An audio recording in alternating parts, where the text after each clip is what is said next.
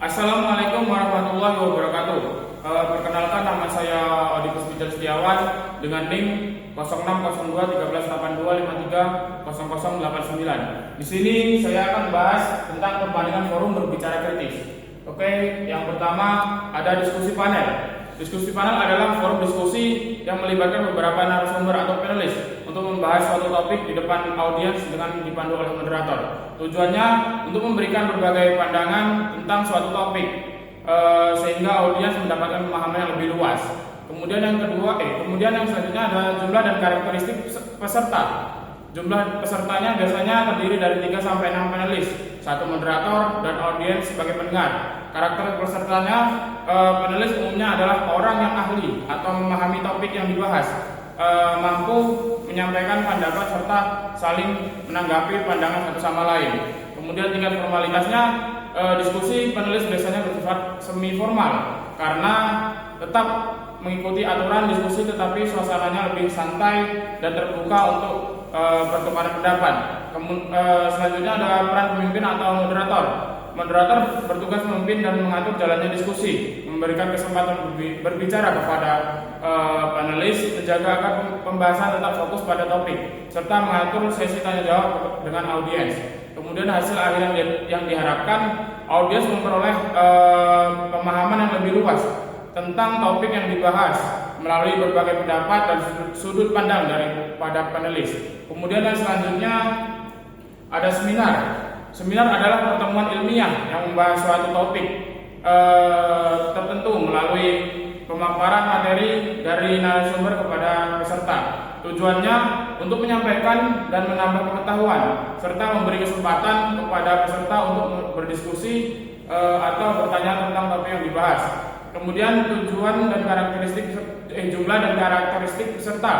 Jumlahnya biasanya terdiri dari 1 atau beberapa panelis, 1 moderator dan banyak peserta atau audiens.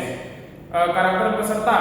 Peserta umumnya orang yang tertarik atau ingin menambah pengetahuan tentang topik yang dibahas, seperti mahasiswa, peneliti, atau akademisi. Tingkat formalitas biasanya bersifat semi formal karena mengikuti susunan acara yang struktur dan menggunakan bahasa yang resmi. Kemudian peran pemimpin atau moderator.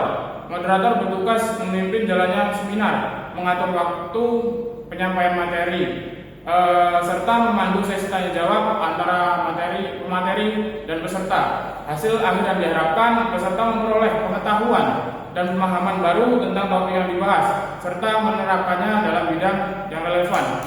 Kemudian yang selanjutnya ada konferensi. Konferensi adalah pertemuan besar yang diadakan untuk membahas suatu topik atau bidang tertentu yang diikuti oleh banyak peserta dari berbagai pihak. Tujuannya untuk bertukar informasi, gagasan, dan pengalaman serta membahas isu atau perkembangan terbaru dalam suatu bidang.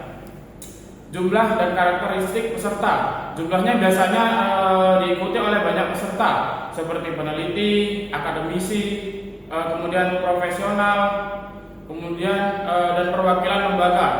Karakter pesertanya biasanya memiliki minat atau keahlian dalam bidang yang dibahas dan datang untuk berbagi pengetahuan serta pengalaman.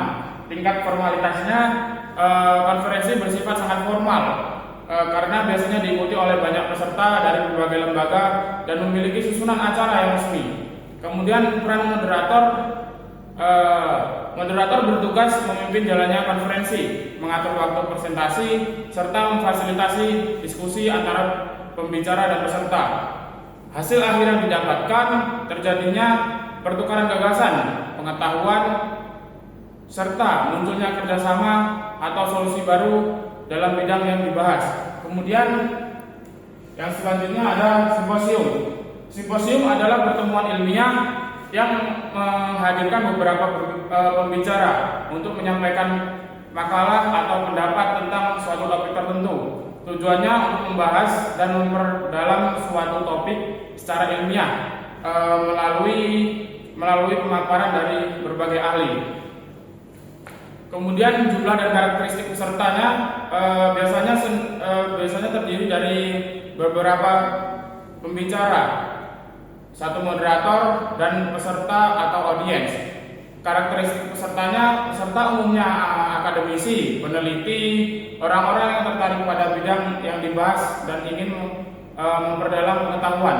Tingkat formalitas, simposium bersifat formal karena merupakan kegiatan ilmiah dengan susunan acara yang struktur.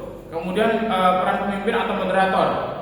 Moderator bertugas mengatur jalannya simposium, memberikan kesempatan kepada pembicara untuk menyampaikan materi serta memandu sesi diskusi.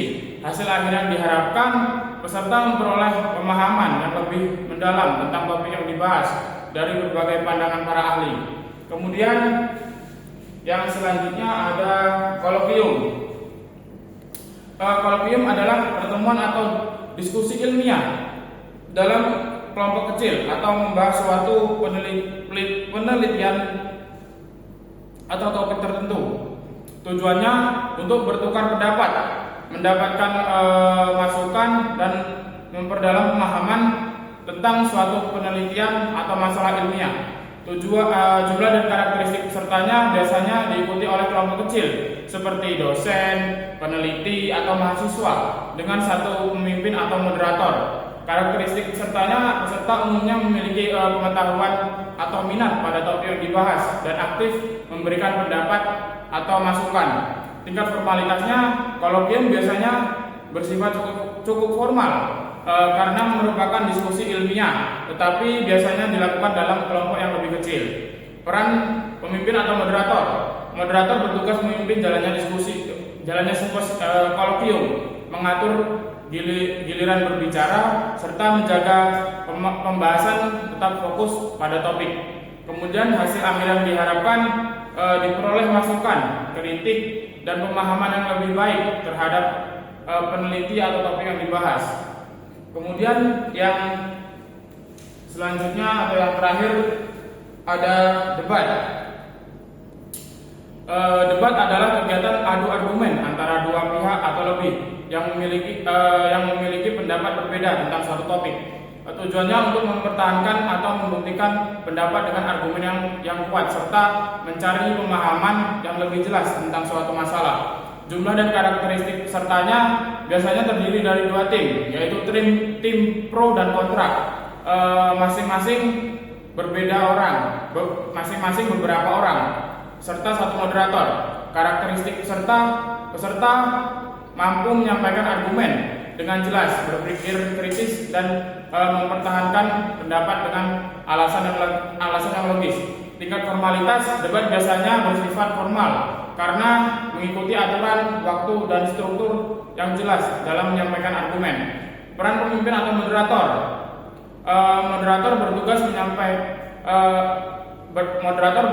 memimpin jalannya debat, mengatur waktu berbicara, serta memastikan aturan debat dipatuhi oleh setiap peserta. Kemudian hasil akhir yang diharapkan, ditemukannya argumen yang saling kuat serta bertambahnya pemahaman audiens terhadap suatu masalah dari dua sudut pandang yang berbeda. Kemudian yang selanjutnya ada rancangan kegiatan ilmiah, pemanfaatan teknologi AI dalam pengembangan pendidikan tinggi. Yang pertama, alasan saya memilih format seminar karena seminar memungkinkan para ahli mempresentasikan gagasan dan penelitian tentang pemanfaatan AI dalam pendidikan tinggi secara jelas, serta memberi kesempatan kepada peserta untuk bertanya dan berdiskusi. Kemudian yang kedua ada struktur acara yang diusulkan, di durasi keseluruhan, jumlah sesi, dan jumlah pembicara. Durasi keseluruhan yaitu sekitar 3-4 jam, jumlah sesi 3 sesi, jumlah pembicara itu 3 orang pembicara utama. Contoh susunan acaranya itu pembuka sekitar 15 menit, pemaparan materi pembicara 1 yaitu 45 menit, kemudian pemaparan materi pembicara 2 45 menit, pemaparan materi pembicara 3 yaitu 45 menit. Sesi diskusi dan tanya jawab sekitar 45 menit. Kemudian penuntut ada 15 menit. Kemudian yang ketiga ada cara mengukur potensi potensi tantangan dalam pelaksanaan dan cara mengatasinya. Tantangannya yaitu kurangnya pemahaman peserta tentang AI, kendala teknis seperti internet atau perangkat, kemudian waktu diskusi yang terbatas. Solusinya menyediakan materi pengantar tentang AI, menyampaikan perangkat dan jaringan yang baik, kemudian selanjutnya mengatur waktu diskusi secara efektif. Kemudian cara mengukur keberhasilan kegiatan tersebut, jumlah peserta yang hadir, keaktifan peserta dalam sesi diskusi, evaluasi atau feedback dari peserta, pemanfaatan materi bagi peserta setelah kegiatan. Mungkin itu saja penjelasan dari saya. Mohon maaf apabila ada salah kata. Saya akhiri. Wassalamualaikum warahmatullahi wabarakatuh.